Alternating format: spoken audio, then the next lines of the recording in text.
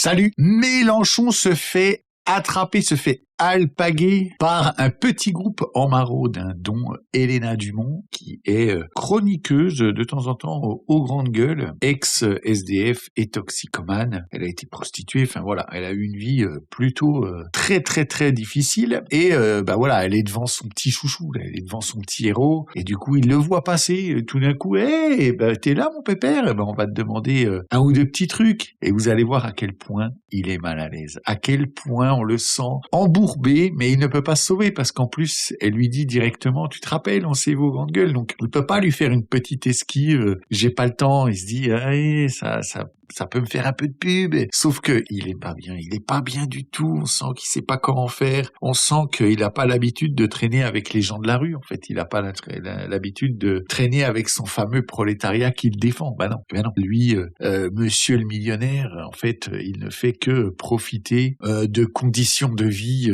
extrêmement agréables depuis toujours, Et bien sûr, il va essayer de déployer toute sa connaissance, mais j'ai une petite infographie sympa, vous allez voir qu'il va vous donner vraiment les réponses sur son blabla là et qui démolit bien entendu tout ce qui nous balance, et je trouve tout ça très intéressant. Je suis tombé sur la vidéo après avoir vu cette infographie que j'ai décortiquée, que je suis allé voir un petit peu, et là boum, je tombe sur ça, je l'avais mis de côté et du coup je tombe sur ça et je trouve que c'est parfait, vous allez voir, c'est vraiment super intéressant. Allez, écoutons notre cher Mélenchon. Jean-Luc, vous rappelez-nous Jean-Luc présidentiel. Jean-Luc, on s'est interviewé. Je m'appelle Elina. Vice-présidente du comité de la rue. Pour le avec entourage, là, on est en pleine Tu connais Fabien Roux, tu connais Roussel. Oui, lequel là celui-là, là. Tu me connais, on s'est vus aux grandes gueules ensemble. Oui, mais aux grandes gueules. C'est pas moi. C'est une grande gueule. Avec Olivier Klein, merde, tu peux répondre à mes questions. Il se donne la main. Qu'est-ce qui fait que la politique du logement en France ne fonctionne pas? Voilà, c'est ma question. J'ai vécu 15 ans sur domicile fixe, j'ai eu mon premier logement à 44 ans, j'ai 56 ans et je suis très en colère. Vas-y, réponds à ma question. Juste une petite chose, c'est moi ou toutes les femmes là qui vont parler dans la vidéo, elles ont la voix détruite en fait. Parce que même la personne qu'on voit pas là qui parlait sur le côté, qui disait ouais ils se tiennent la main, c'est plus des voix qu'elles ont. C'est peut-être aussi une autre femme de la rue, j'en sais rien, c'est peut-être les voix de la rue, les voix cassées par la clope et tout le reste. Mais ouais, là les voix sont plutôt rauques et bien détruites. T'as une petite heure devant toi? Ouais. Alors on commence. D'abord parce que le logement qui est en droit a été organisé comme un marché. C'est-à-dire, pour qu'un marché ça fonctionne, il faut que tu proposes et que des gens qui en veuillent, d'autres qui n'en veuillent pas. Pour que ça marche comme marché, c'est-à-dire qu'on puisse faire de l'argent, il faut organiser la rareté.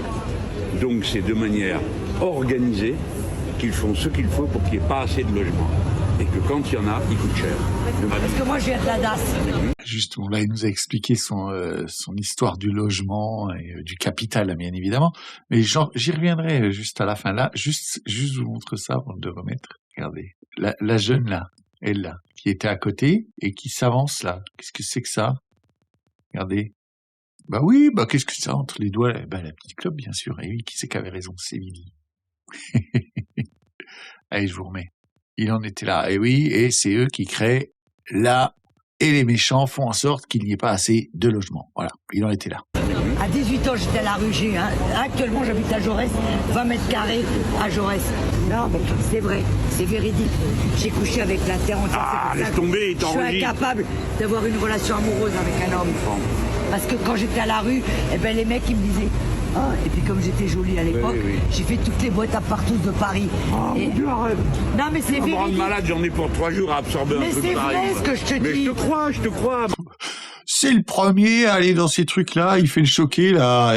Calme-toi, Mélenchon. Tous les jours, j'ai des baguettes de table cachées jusqu'à pas de mais je suis aux grandes gueules, chroniqueuse. Arrête de me taper. Ah, d'accord, ok.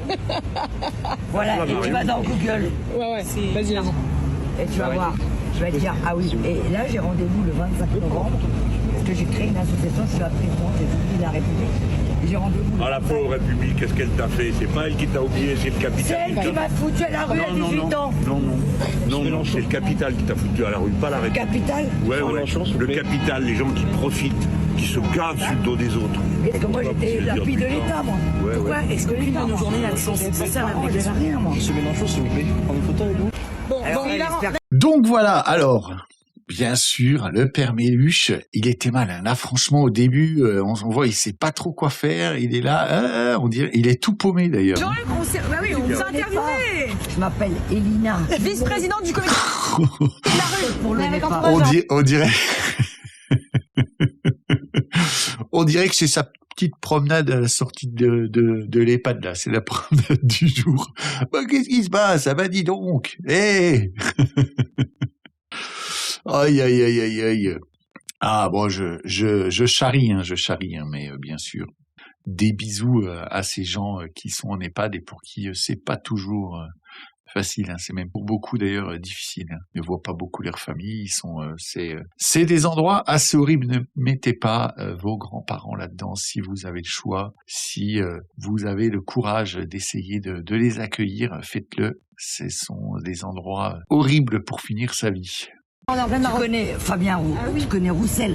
Oui, lequel là celui-là, là. Ouais, il a la rue Pilas, pareil, là, quand il vient vers elle, je sais plus où c'est là, qui lui fait une bise sur le front, là. Dada. Regardez, non. C'est vrai, c'est véridique.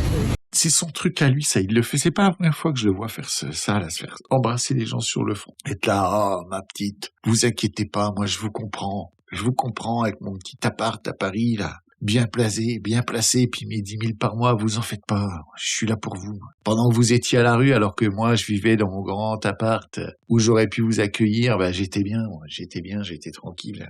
Bah oui, c'est sûr. Monsieur Mélenchon. Et donc, il nous a parlé de deux choses. C'est là que c'est intéressant. Il nous a dit qu'il y a les méchants qui font en sorte de créer la rareté organisée, il l'a bien dit, organisée, pour faire monter les prix du loyer. Ensuite, il nous a dit que, quand elle a dit, oui, la République, elle m'a rien donné, nanana, et ben lui, il lui a dit, ce n'est pas la République. Ben non, parce que la République, ça a été créé par ses petits chouchous, par les Robespierre et compagnie, là. Donc, pour lui, la République, c'est tout. C'est plus que, d'ailleurs, s'il pouvait dire juste que la France c'est la République, c'est ce qu'il fait d'ailleurs souvent dans ses discours, mais il s'en fout lui de la France. Lui, ce qui l'intéresse, c'est la République, c'est pas la nation, c'est l'idée qui a été créée au moment de la Révolution et l'universalisme à l'excès et la Constitution qu'ils s'arrangent pour faire en sorte qu'elle colle parfaitement à leurs idées.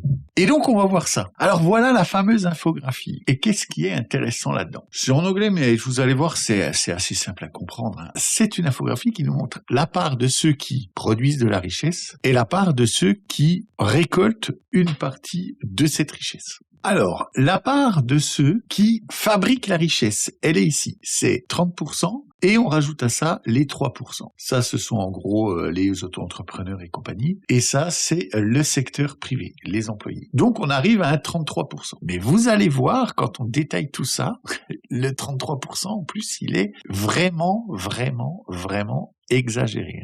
Parce que j'ai creusé un petit peu et voilà, j'ai juste 2-3 petits trucs là à vous montrer, vous allez voir, c'est hallucinant. Et donc tout ça, c'est la part qui est reversée à d'autres. Dans cette part-là, il y a bien sûr les retraités à 24%, on a les mineurs à 20%, on a les fonctionnaires à 8%, on a les autres à 8%, donc ça, ce sont tout le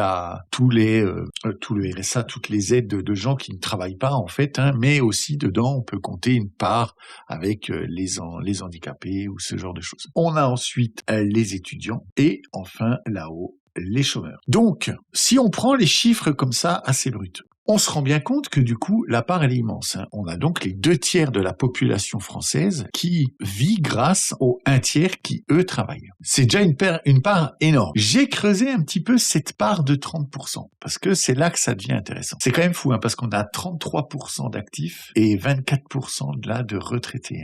C'est vraiment, là, ça commence à vraiment craindre, parce que l'écart, il est très faible. Il y a 10% d'écart entre les deux. On a presque 1/3 de la population française, là, de retraités, qui touche tous les mois un salaire, alors que on a 33% de gens qui créent de la richesse. C'est vraiment chaud. Mais ça, c'est un autre débat. Le débat, il est qu'on n'a pas su trouver la bonne solution pour payer ces retraites. Et d'un côté, les retraités, ils n'y sont pour rien. Ils ils ont voté, ils ont fait confiance aux gens, ils ont fait confiance aux politiques. On peut pas venir leur dire aujourd'hui, oui, moi je vois des fois, oh, vous avez mal voté, oh, vous avez fait ci, vous avez fait ça. On oublie ce que c'était dans les années 80-90, le matraquage à la télévision et la toute confiance qu'on avait à cette époque pour ce qui sortait de la télévision. Mais par contre, là où c'est intéressant, c'est sur ces 33%. Donc sur ces 33%, il y a 3% qui, eux, sont des gens qui sont les auto-entrepreneurs. En gros, eux, ils payent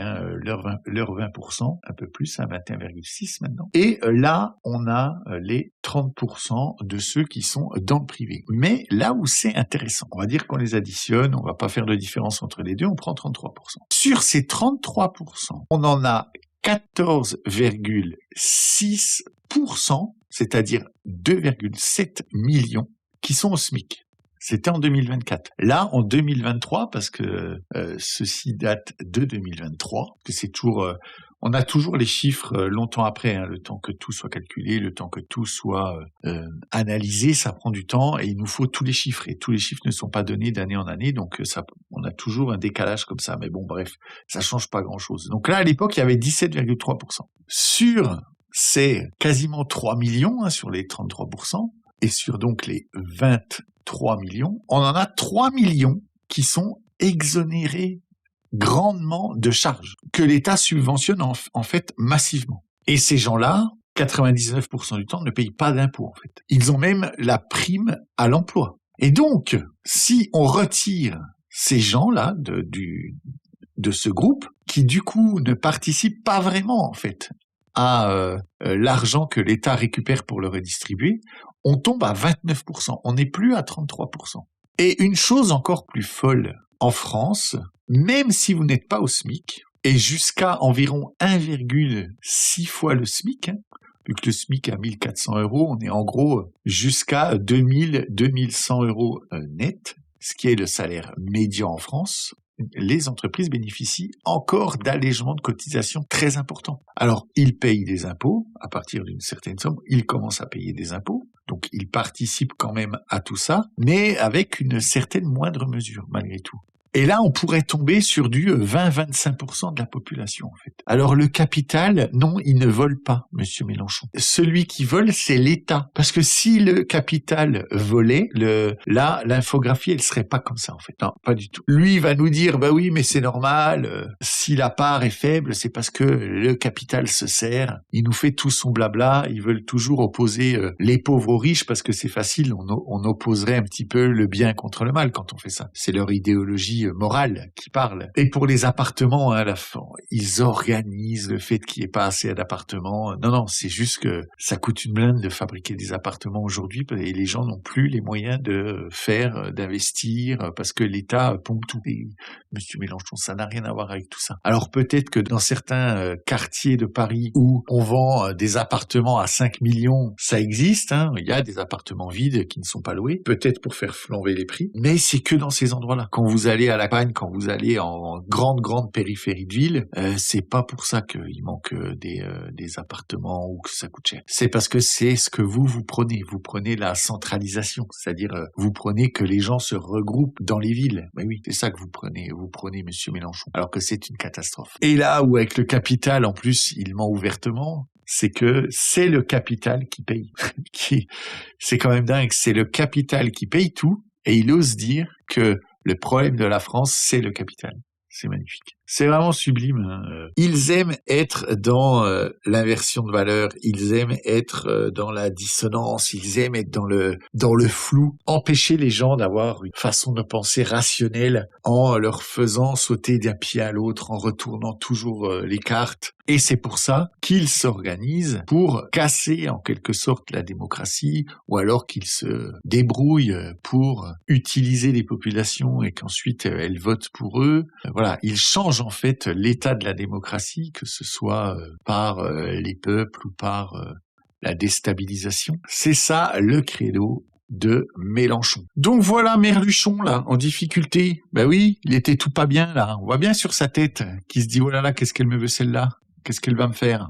Puis voilà, quand il voit qu'elle est de son côté, il est tout content, il lui fait un petit béco sur le front. C'est bien ma belle, continue de militer pour nous, t'es parfaite. pendant que je me fais plaisir dans mon petit appart tranquille. Ouais, c'est ça. Allez, dites-moi un petit peu en commentaire ce que vous pensez de ce cher Merluchon et de son intervention là, un petit peu chaotique, je trouve, où il nous sort juste son petit blabla idéologique. Il a sorti sa petite Bible communiste. Abonnez-vous, mettez la petite cloche, ça c'est super important. Bien sûr, partagez, likez, tous ces petits gestes, ça vous prend quelques secondes, mais pour moi, bien évidemment, c'est vraiment une aide énorme. Donc n'hésitez pas. Merci à vous tous. Je vous dis à tout bientôt. Des becs.